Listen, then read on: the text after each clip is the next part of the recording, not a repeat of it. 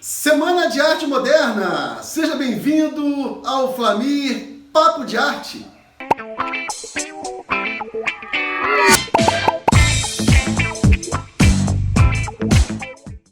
Fala pessoal! Obrigado aí por estar comigo no Flamir Papo de Arte. E antes de falarmos dessa semana que marcou aí a década, de 1920, 1930 e gerações, eu queria aqui de novo agradecer aos meus parceiros do Flamir Papo de Arte e desde já dizer para você o seguinte: caso você queira também divulgar a sua marca, a sua empresa no meu canal, eu penso que seja muito interessante, Vou botar aqui no WhatsApp, entre em contato e a sua empresa, a sua marca estará comigo também na Bem Mais TV, ok? E é com muita alegria de novo que eu agradeço a todos que estão me assistindo pela Bem Mais TV, no canal 26 em Petrópolis, no canal 26 TV Aberta também em Petrópolis, no canal 71 da Tech Cable e pelo site, www.bemmaistv.com.br. E também o meu agradecimento aos patrocinadores do canal. A Faculdade FAECAD Parceria Evolua, 80 cursos profissionalizantes online, para você se preparar para o futuro. O mundo muda e você evolui. E o Salão Marise Castro, especialista em transição capilar. Visite o Salão Marise Castro e assuma a sua beleza. Semana de Arte Moderna, Que bom poder falar desse movimento que marcou aí décadas e décadas. E até hoje a gente ainda fala da Semana 22, a famosa Semana 22, E eu lembro aqui de alguns movimentos que marcaram décadas e décadas, por exemplo, a Direta Já, eu estive lá na Direta Já, acompanhei todo aquele movimento, o impeachment do Collor, tivemos também aqui a passeata dos 100 mil, em 1968, onde artistas, parte da igreja, intelectuais foram para as ruas com uma manifestação de combate à ditadura militar. Enfim, vários movimentos que marcaram a história. E a Semana de Arte Moderna foi aquela semana também impactante, um movimento que mexeu com a estrutura da arte, com a estrutura do academicismo, com as formas corretas, certinhas. Foi algo realmente que mexeu e influenciou a cabeça de muita gente. Na verdade, a Semana de Arte Moderna foi um marco inicial no famoso modernismo no Brasil. Eu diria para vocês que foi um divisor de águas na forma como a gente vê as artes plásticas, a poesia, a escultura, enfim, tudo que envolve a nossa visão de poesia, a nossa visão do belo, do estético, etc. Foi uma semana que trouxe o seguinte grito, o rompimento com a arte acadêmica, inaugurando assim uma revolução estética e alavancando o movimento modernista no Brasil, que tinha como ponto nevrálgico as novas linguagens desprovidas de regras. Interessante, que o cartaz e o catálogo feitos pelo Di Cavalcanti já demonstravam que algo novo estava por vir. A Semana de Arte Moderna ela foi uma manifestação artística-cultural que ocorreu no Teatro Municipal de São Paulo entre os dias 13 e 18 de fevereiro de 1922. O evento ele reuniu diversas apresentações de dança, de músicas, recital de poesias, exposições que mostravam as modernas tendências das artes plásticas com cores e formas que chocaram os apreciadores de uma arte mais, digamos, comportada. A Semana de Arte Moderna não criou uma escola com regras, não impôs uma técnica, não formulou um código, mas formou uma consciência, um movimento libertador a integrar nosso pensamento e nossa arte na nossa paisagem, no espírito da nossa autêntica brasilidade. E todos os artistas envolvidos nesse projeto, eles tinham proposto uma nova visão de arte a partir de uma estética, eu diria, inovadora, inspirada nas vanguardas europeias. E esse objetivo ele foi alcançado, tanto que deflagrou a famosa Semana de 22. Evidentemente que foi um movimento que teve suas críticas. Entre essas críticas, destaco aí do Monteiro Lobato, que aliás em 1917, no artigo, entre aspas, a propósito da exposição Malfatti, publicada no jornal Estado de São Paulo, o criador do famoso sítio do Pica-Pau Amarelo também fez duras críticas detonando a Anitta Malfatti. Antes de arrasar com a Anitta Malfatti, ele arrasa com a arte moderna. Essa influência estrangeira que a Anitta trazia era demais para ele, demais para os cânones estéticos, para os padrões estéticos que ele poderia entender.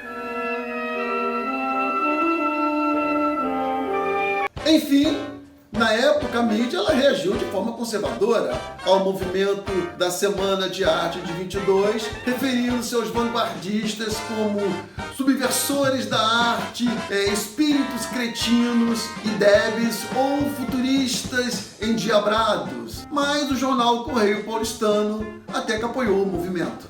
E participaram do evento nomes consagrados do modernismo brasileiro. O Mário de Andrade, o Oswald de Andrade, o Di Cavalcanti, que foram os principais articuladores da Semana de Arte Moderna, o Vitor Brecheret, Plínio Salgado, Anitta Malfatti, o Menotti Del Piccia, Guilherme de Almeida, Sérgio Millet, Heitor Villa-Lobos e o Tácito de Almeida, entre outros. O historiador e pesquisador Rubens Borba de Moraes, que fez parte desse grupo que articulou esse movimento da Semana de Arte Moderna, ele não pôde estar presente porque estava doente, assim como também a artista modernista, o ícone do modernismo brasileiro, a Tarsila do Amaral, ela não pôde participar porque estava em Paris e não pôde vir a tempo de estar nesse evento. E a Semana de Arte Moderna, ela ocorreu numa época de muita turbulência política, social, econômica, cultural.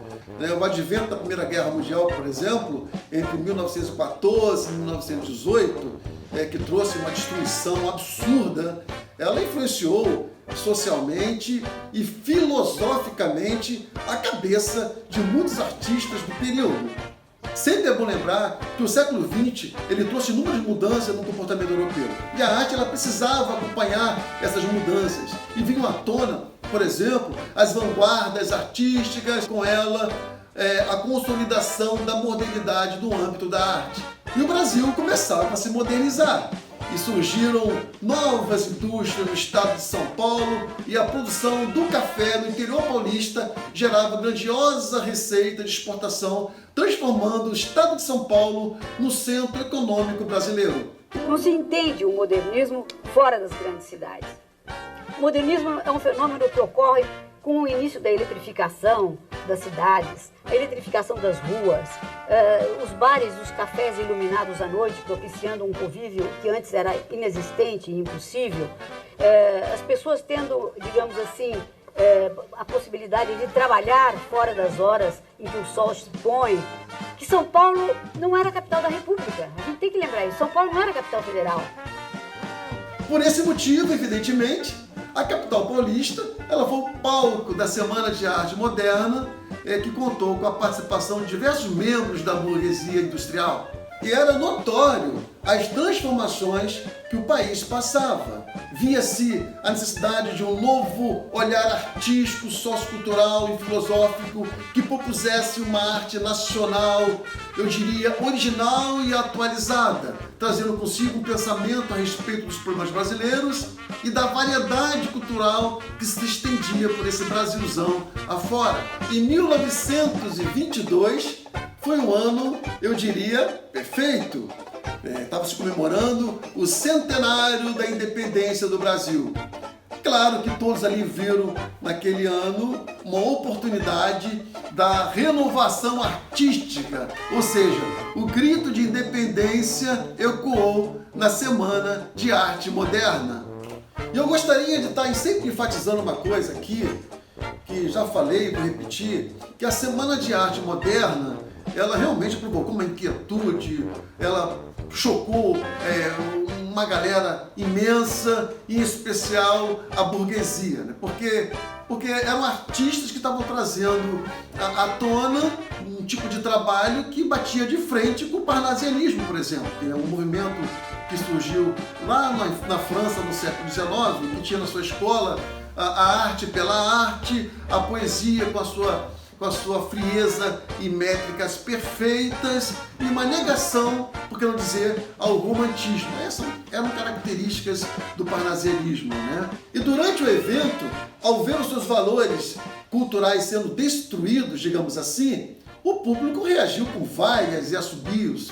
Por exemplo, durante o pronunciamento de Oswaldo de Andrade, ao ler um dos trechos do seu romance Os Condenados. Reivindicações obreiras, idealismo, motores, velocidade, sangue, sonho na nossa arte. E que o rufo de um automóvel, nos trilhos dos dois versos, espante. Reivindicações obreiras, idealismo. E vejam que coisa interessante, a Semana de Arte Moderna, apesar de receber críticas e críticas, ela proporcionou à imprensa da época uma repercussão que durou tempos e tempos e tempos. E foi ali, naquele clima tenso, de vaias, que via-se nitidamente a ruptura ao tradicionalismo em voga, colocando as artes nacionais em sintonia com os movimentos de vanguarda europeus. E quais foram, de fato, as características desse movimento um tanto quanto revolucionário, que tinha como intuito, repito, chocar o público e trazer à tona maneiras diferentes da gente sentir e ver a arte? Eu vou destacar aqui 10 tópicos como características fundamentais. Ausência de formalismo, ruptura com academicismo e tradicionalismo, crítica ao modelo parnasiano, como falamos aqui ainda há pouco, influência das vanguardas artísticas europeias, o futurismo, cubismo, dadaísmo, surrealismo e expressionismo, valorização da identidade e cultura brasileira, fusão de influências externas aos elementos brasileiros, experimentações estéticas, liberdade de expressão, aproximação da linguagem oral com utilização da linguagem coloquial e vulgar, temáticas nacionalistas e cotidianas. Quero ressaltar aqui que a Semana de Arte Moderna em si, a semana que aconteceu e logo alguns anos depois, ela não foi assim, não teve na época aquela importância significativa. Ela veio ter ao longo dos anos. E ao longo dos anos surgiram vários movimentos como fruto da Semana de Arte Moderna, a famosa Semana de 22. Mas foi com o tempo que ela ganhou um valor histórico e começou a projetar-se ideologicamente ao longo da história, desdobrando-se em vários tipos de movimentos diferentes, todos eles declarando levar adiante a sua herança. E entre esses movimentos, a gente pode destacar alguns aqui, por exemplo, o movimento Pau-Brasil, fundado por Oswaldo de Andrade. O movimento Pau-Brasil fazia críticas ao passado cultural brasileiro, que copiava os modelos europeus, propondo um olhar para o Brasil, um olhar do brasileiro, apesar das influências europeias. Movimento Verde-Amarelo, formado por Plínio Salgado, Menotti Del Pitta, Guilherme de Almeida, Cassiano Ricardo.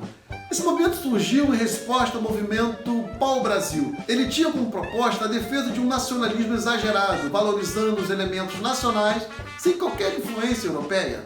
Escola da Anta, que nome, né? Surgiu em 1927.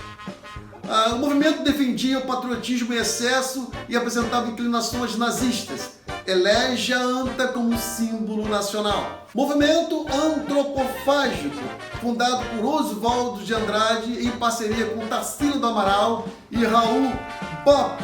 Esse movimento surgiu em 1928 com uma nova resposta às suas correntes verde-amarelo e escola da anta. Mais à frente tivemos, por exemplo, o tropicalismo e a geração da lira paulistana dos anos 70, com Arrigo Barnabé, Itamar Assunção e etc.